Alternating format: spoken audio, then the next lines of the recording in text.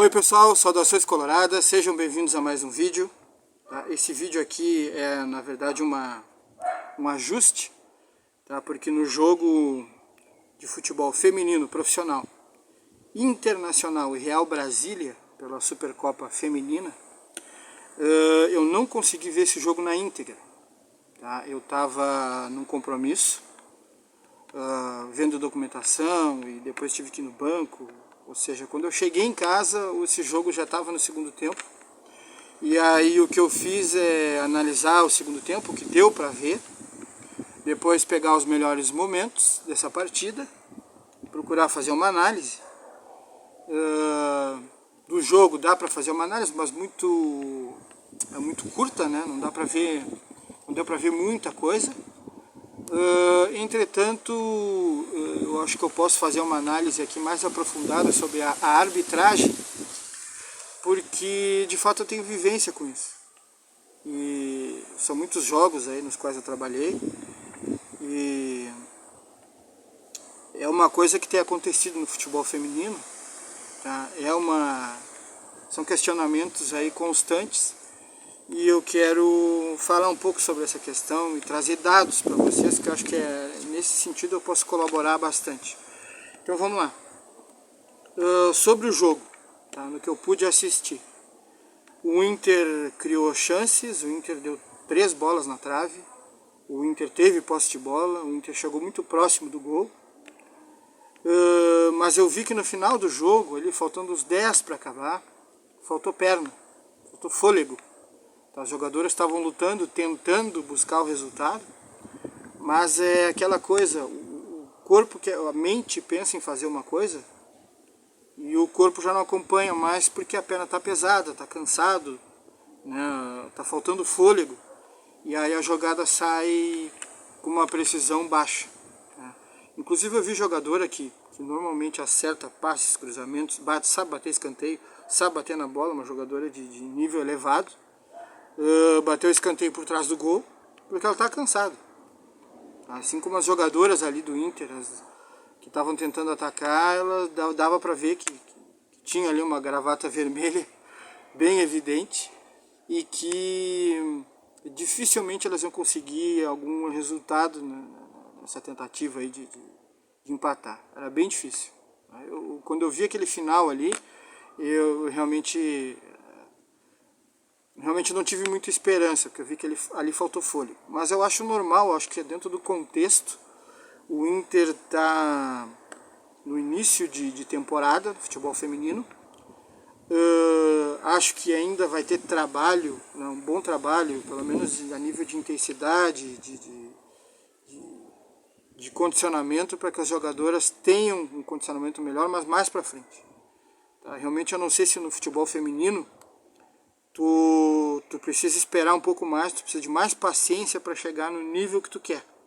Tá? Não sei se tu trabalhar com muita intensidade e querer resultado mais rápido no feminino, tu não pode lesionar as jogadoras. Tá? Aí é uma questão realmente para quem entende de preparação física, para quem entende de fisiologia. Tá? Eu tenho dúvidas em relação a isso. Tá? Coloco como um ponto de interrogação, não estou afirmando nada, mas eu não sei também quanto tempo que teve de pré-temporada esse time para poder jogar essa partida. Mas de uma falta de fôlego, isso aí pode ser trabalhado, melhorado, creio que vai ser. E o Inter tem aí uma perspectiva boa no futebol feminino. As jogadoras contratadas aí, eu já falei sobre isso, tenho vídeos anteriores. Jogadoras, algumas com experiência, outras jovens, em posições que o Inter realmente precisava. Um bom número de contratações, ou seja, o que eles conseguiram fazer no feminino foi interessante, porque houve uma reformulação. Várias foram embora e várias jogadoras vieram. Um pacotão de 7 reforços. Fora as jogadoras que foram contratadas há 3 meses antes. Naquele início ali de Campeonato Gaúcho, chegaram jogadoras jovens, 13, então quer dizer, se a gente pegar aí os últimos 4 meses, vieram 10 jogadoras. Ou seja, o feminino não prometeu, não ficou falando muito em reformulação, trabalhou quietinho e fez a reformulação, conseguiu reforçar o grupo. E torço muito, tomara que consiga melhorar em vários aspectos e ser competitivo, brigando aí por quem sabe uma vaguinha na Libertadores, né? Acho que é o que o Inter, o próximo passo do Inter é esse, tá? Mas agora vamos entrar na arbitragem, porque tem algumas coisas aí que eu acho que é legal dividir com vocês, que é o seguinte: tem um erro da arbitragem muito claro, muito evidente no gol do Real Brasília, que a jogadora está atacando pelo lado direito, chega uma jogadora do Inter para defender, e a jogadora do Real Brasília, talvez meio que no movimento natural, uma coisa assim, para não bater na outra jogadora, ou para, enfim, conseguir uma vantagem, né, pode ser proposital, ela pega com os dois braços e empurra a jogadora do Inter, no rosto, e pega. A jogadora do Inter, o que eu acredito que possa ter acontecido, e que levou o árbitro a ter aquela atitude, é que ela dobra os joelhos, ela meio que dá uma forçada, entendeu? Ela dobra os joelhos, é como se ela valorizasse o impulso que ela recebeu para ir para trás. E aí o gesto do árbitro, vocês viram, quem olhou o lance no replay, viu que o árbitro fez, ou viu no momento em que aconteceu, o árbitro faz assim, ó, como quem diz, levanta que não foi nada, ou tu tá te jogando. Tá? E o posicionamento do árbitro não era o ideal, tá? Mas ele não estava longe, ele estava na beira da grande área. Tá? Ele deveria estar mais do lado direito para tentar ver esse lance por dentro, para ver se a mão da jogadora realmente pegou no rosto da jogadora do Inter. E não aconteceu isso. Ele não estava tão bem posicionado. Tá? Ele estava na beira da grande área. Tá? Ele deve ter visto esse lance, né, meio que na diagonal, né, não olhando por dentro para ver realmente com clareza esse contato. Tá? Eu acredito que seja isso. E mais uma coisa que eu tenho visto no futebol feminino, como é que eu vou dizer, uma preocupação, que é um ponto que eu acho que tem que melhorar. Os clubes estão falando, tá, que o futebol feminino, inclusive o profissional, árbitros com pouca experiência, árbitros muito verdes, estão sendo colocados para trabalhar. Tá? Como se eles estivessem fazendo uma espécie de desenvolvimento, de estágio, trabalhando no futebol feminino. Só que é futebol feminino profissional, com questões ali que envolvem dinheiro, investimento, vale vaga para, sei lá, para uma Copa do Brasil, para uma próxima competição, tem premiação, tem a possibilidade de Libertadores. Então há um questionamento, tá? Não é só do Inter, é de outros clubes também, eu já vi isso, tá? De que estão colocando árbitros verdes para apitar. E esse tipo de erro que esse árbitro cometeu é um erro de árbitro em construção, um erro de árbitro verde. Tá? Porque o que acontece? Ele vai... Primeiro, o posicionamento dele não é o melhor. E outra, ele acho que meio que foi induzido. Tá? Não quero crer que ele ajude má fé, de forma alguma. Eu acho que ele foi meio que induzido a jogadora do Inter que dobrou os joelhos, meio que valorizou aquilo que aconteceu.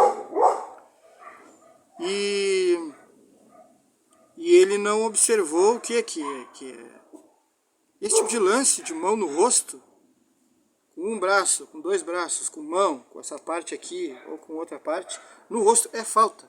Não importa se é intenso, se é leve, é falta. Porque mão no rosto pode pegar o olho, pode pegar outras partes mais sensíveis, e aí tu não está disputando em condições de igualdade com o teu adversário. Tá? Então mão no rosto é falta, e às vezes ele é fraca. A gente está vendo isso no profissional masculino, que o atleta às vezes faz isso aqui, movimento natural, para se livrar ou para se defender, meio que o movimento natural. Ele está vendo que tem alguém perto dele baforejando o cangote, e ele faz isso aqui, e com a mão ele bate no rosto do jogador. E não é uma batida forte, não tira sangue nem nada. Ele faz isso aqui e bate. E o árbitro, falta. Por quê? Porque bateu no rosto. Tá? Então essa é a regra. Tá? É isso que os árbitros devem fazer. Eles devem marcar falta, mesmo que tenha sido um tapinha. tá? E o árbitro não marcou e saiu o gol do Real Brasília justamente nesse lance, tá? E o rapaz é bem jovem, realmente, tá? Então, isso me faz pensar o seguinte: será que não era melhor, tá, começar a colocar árbitros mais veteranos para apitar esses jogos? Inclusive árbitros que de repente não apitam mais o masculino por causa da idade avançada, tá? Árbitros que de repente já passaram dos 45, mas que você faz ali uma preparação física, né, estabelece parâmetros não tão rigorosos no que se refere ao condicionamento físico do árbitro, mas permite, né, que se eles quiserem apitar, se eles quiserem continuar com 46, 47 anos, que eles apitem, que eles possam ajudar no futebol feminino, dando essa bagagem, essa experiência, porque um árbitro experiente não erra um lance desse. Não erra. Ele pode, olha, é preferível, tá, com a experiência que eu tenho de arbitragem, é preferível você ter um árbitro com bagagem, com 20, 30 anos de profissão, tá, que possa não estar no melhor condicionamento físico, ou seja, o pique dele não é tão forte, tá? Se ele for fazer um teste nível FIFA, provavelmente ele não passa, porque é muito exigente, tá? Os piques, o prazo de recuperação entre um pique e outro é curto, o número de piques é alto, tá? E são piques de 40 metros, piques de 75 metros, tá? Para fazer cada pique, o tempo máximo é curto.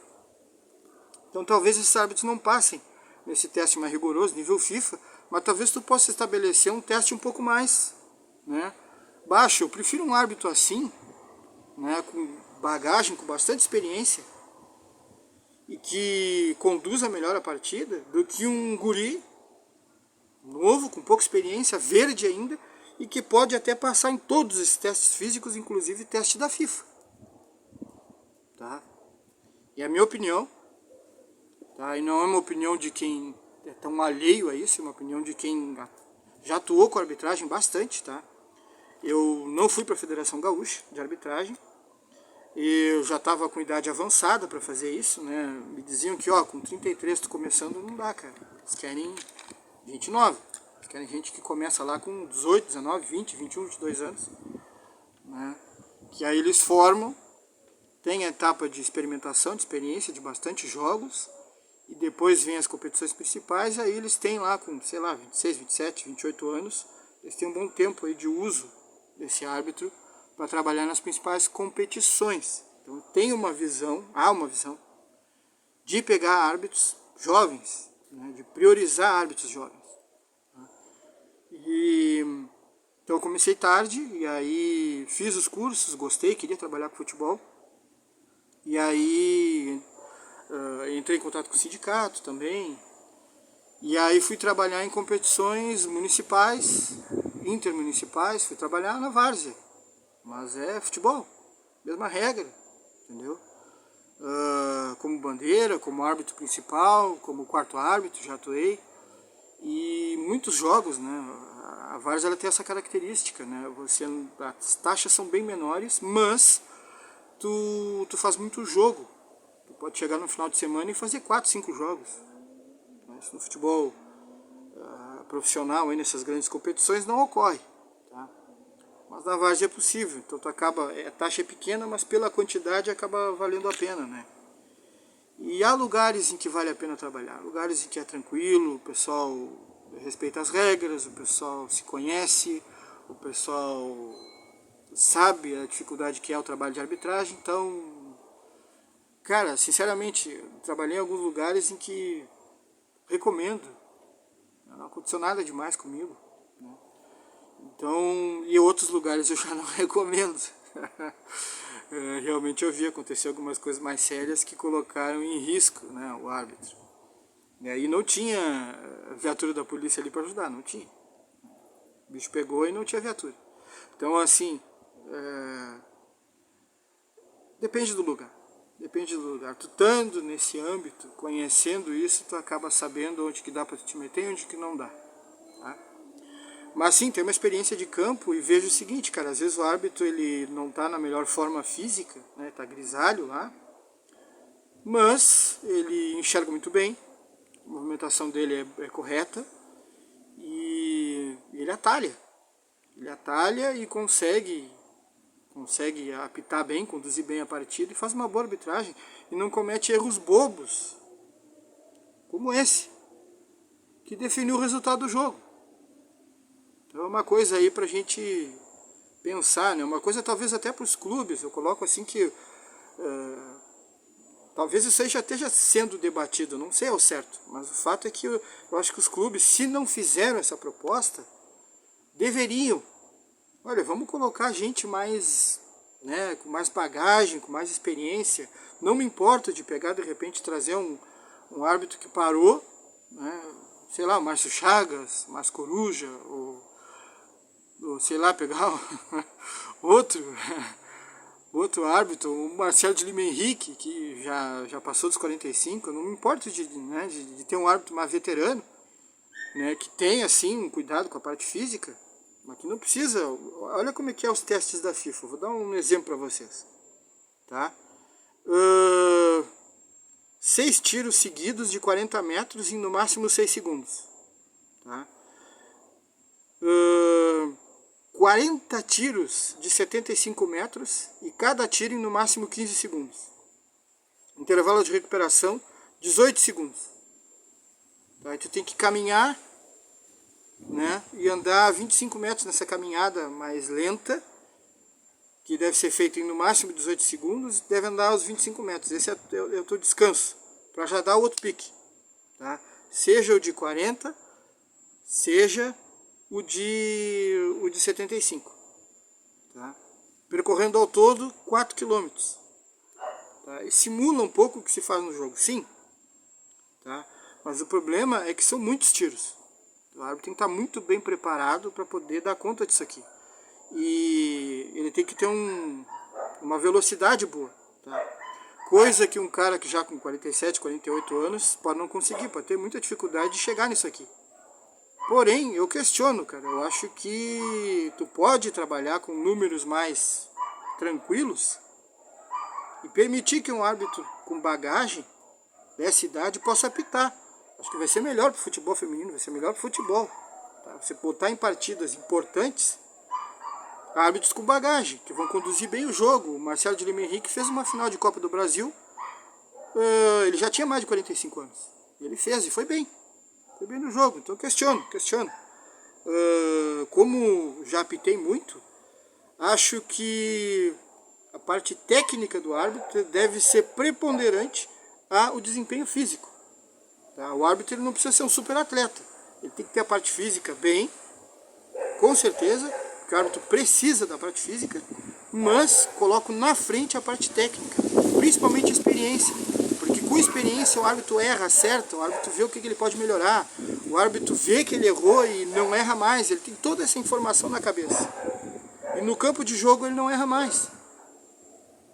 Fora a questão que não está na regra, que é bom senso para conduzir a partida, para apagar um fogo que está se formando ali no campo de jogo.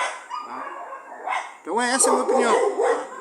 Contribuindo aí, colocando elementos para o debate, dá like, compartilha, considera a possibilidade de se inscrever no canal, como sempre, passa para outros, né, multiplica isso aí, tá? Agradeço a vocês e por enquanto é isso, pessoal. Vamos pro jogo que já deve estar começando, tá bom? Até mais.